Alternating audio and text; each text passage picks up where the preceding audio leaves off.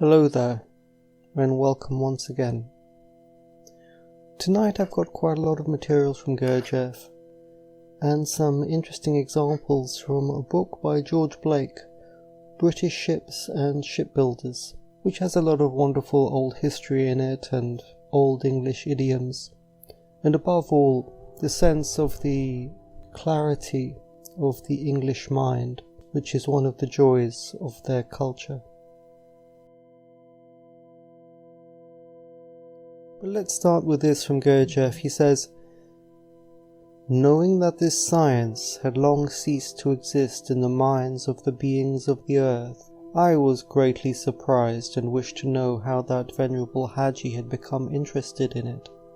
It was all the more strange, as I know very well it had long been common among the beings of the earth to be interested in what they ordinarily see or hear, and that such interest suppressed in them the rest of their psychic needs, it seeming always clear to them that the thing in which they are interested at the moment is just that which sustains the whole world."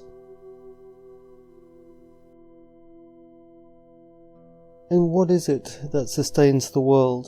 What is it that makes the world go round? I find it quite disconcerting to move from, the sphere of my friends and the news and their concerns and the honest relating with it, but then to unplug myself from that and to return to the path, to the inner journey, to a world which flows from the absolute, where you think not in terms of today and the fashions of the world, the things that people see and hear, but in terms of the course of a great river, and to feel part of something ancient, and to feel calm and whole in a way that the people of the world can never feel. And it is disconcerting to try and be sincere in one sphere and then change completely and to be sincere in another. Now, George Blake says, "Everybody is familiar with these pictures of 19th century steamships which, though highly efficient jobs of engineering, sported a sheet or two of canvas as occasion offered, just as to this day you will see a coasting vessel with perfectly good engines flying at least a jib or, in a soldier's wind, a mainsail at the mizzen. There is good seamanlike wisdom in the custom. A bit of sail steadies any ship in a seaway, besides adding a knot or two of speed and saving coal. I like to think, however, that this economical practice is really but another expression of the British feeling for the sea, and for the subtle ways in which the elements may be used. The art and practice of sail is still deep in the consciousness of our seamen, and if a flotilla of destroyers sweeps into a difficult anchorage with both precision and swagger, the white ensign floating above their tumultuous white wakes, be sure that their expertise of certainty in relation to the tides, winds and rocks derives not from the flexibility of modern machinery, but from the fifth sense the man on the bridge has inherited from the fathers who learned at pains how a cumbrous ship under cumbrous sail must behave in an endlessly complex variety of subtle and exciting situations." Well, and what is that fifth sense that the sailors of Britain know? That fifth sense that takes them beyond the planetary body, that is passed down generation to generation, through their trials and toils with complex systems, the yacht, the wind, the timber, the ocean, the elements. And isn't it a joy to work in such a place, where the inner sense of things is transmitted to you by your foreman, and then you receive something that is quite large? Isn't that a man's work and a man's life? And how different it is from today's mechanized teaching where people can perform tasks and get paid, but from beginning to end, all are empty. There is an old English phrase that when the ships were made of wood, the men were hard as iron, and when the ships were made of iron, men became brittle as wood. Something like that, anyway. And it's a concern to me how momentum can be kept, how a line of development, centuries sailing timber ships along the oceans, how that line of development can be kept, and the octave kept together under what is called commercial forces, or rather forces of the fashions of people's minds that seem to require them to break and to be replaced by iron, to be replaced by machines that don't allow space for the inner feeling of things. Should centuries of sailing in timber boats and the inner feeling, the possibility for the development of the man that they opportuned, should that be thrown away and everything replaced by machines and metal, which reduce man to a shoveler of coal and then sitting quietly, doing nothing, whilst the machines hum through the structure? Can we say no to the machine and somehow trust the line of development? Can we trust sail? Today I was reading that the fastest freight sailing ships would travel at about 18 knots, and that the international shipping that is done today on the large container ships is at about 18 knots. Is there really a commercial reason to throw everything away and become like machines? Or is there simply an emotional wave of fear that passes through people that causes them to cower and to choose wrongly?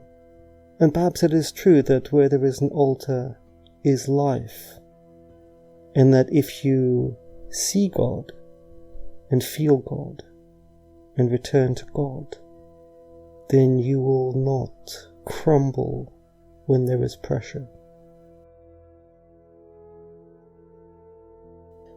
And Gurdjieff says, as has been said before, the cosmic properties of each substance are determined first by its place, and secondly by the force which is acting through it at the given moment. Even in the same place, the nature of a given substance undergoes a great change dependent upon the force which is being manifested through it.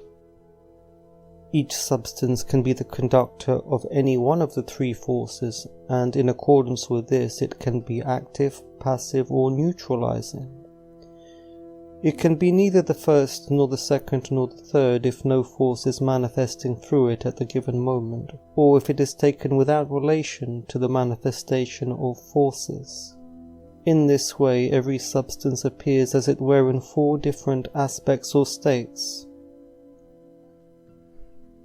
Well, what dawned on me upon hearing this is that things like the present moment and being the best version of yourself, being positive, what that does is it changes the force that you're conducting. You feel high energy, a positive vibration flowing through you, and it changes you, it is true, it changes you. But then it fades away as the force moves away, and you will be returned to your substance, which is in fact unchanged, and they are disappointed. And it is one thing to try and bring positive feelings into yourself, a conductor, and conduct that force, and it is quite a different thing, and a much harder thing, and a thing which requires completely different technology to change your substance, meaning your being.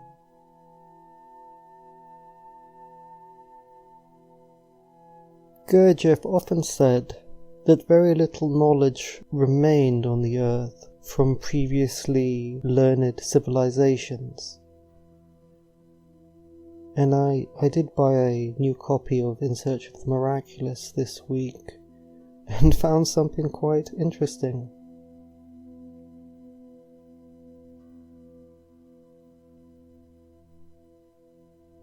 Human beings have a strange compulsion to repeat the past, to copy phrases and book titles.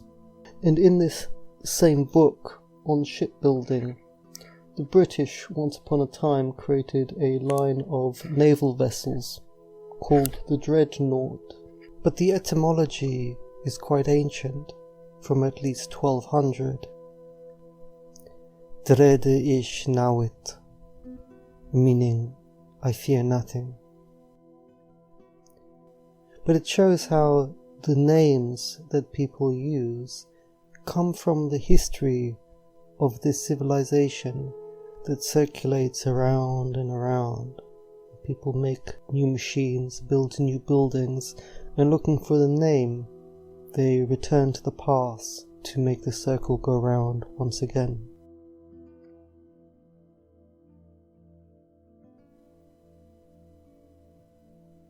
I wanted to talk a little bit about the first obligatory again as a kind of stunt spirituality.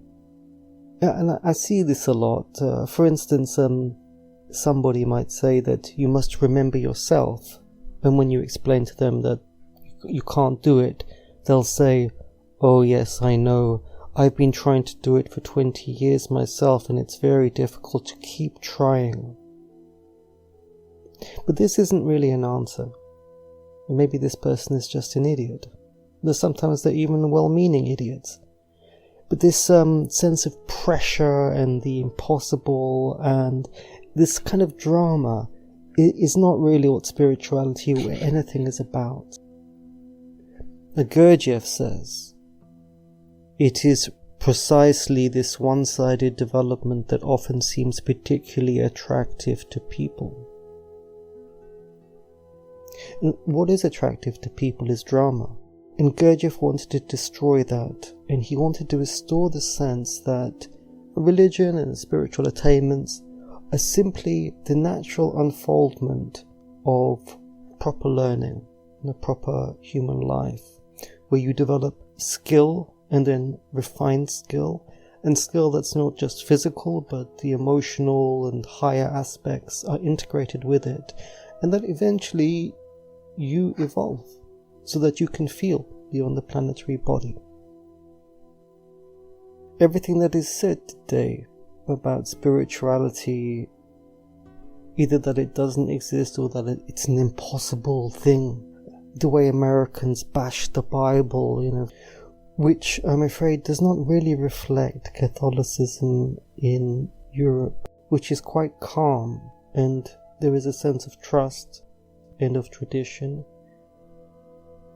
The English culture is quite difficult to understand because people are very meek and grovelly and servile these days. If you're proud of being strong, of building a ship, then you can understand that.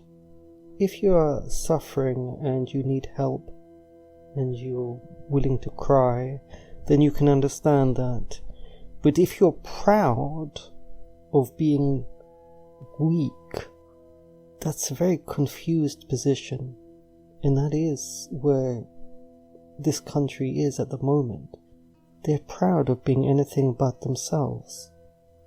Unfortunately, I've had to learn a lot of history that I really didn't want to know, but it seems that this country used to be highly religious, and when King Henry VIII destroyed all the religious life, that energy went outside and eventually became the British Empire. The energy that had been sheathed in the priories and the monasteries and the churches was suddenly released, and it went into shipbuilding and the colonization of the British Empire. But because it was not sheathed, the energy dissipated, and that's where we've got to today.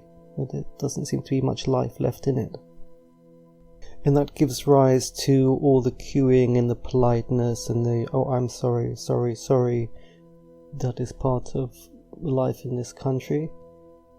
I think that comes from an ancient religious sentiment.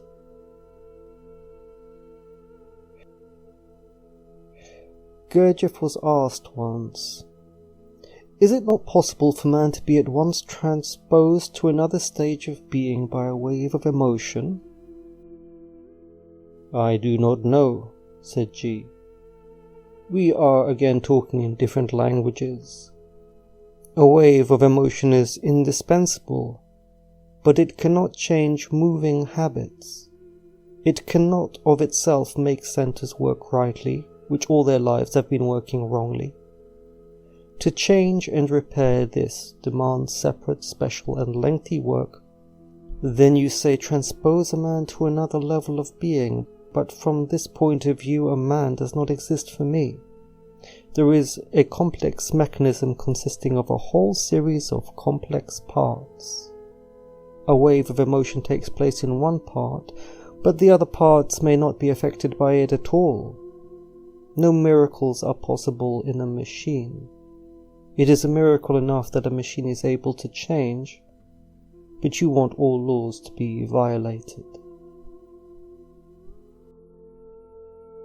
A shallow copy of Gurdjieff's teaching that does not reflect anything that Gurdjieff really taught. Sometimes people say that they have studied the Ouspensky teaching and not Gurdjieff's teaching, by which they mean that they are not negative and self-remember. But in fact, in Ouspensky's book there are countless different things. Cosmology, the hydrogens, the magnetic center, the influences, the list goes on, and nobody ever talks about them. They've reduced it all to a couple of empty words, haven't they? The situation for people is very confusing, as their experience of life is an oscillation between the many eyes that don't really have much connection to the soul, so it's a very strange situation. Much of Christianity, you see, seems to be really a practical method to deal with the many eyes.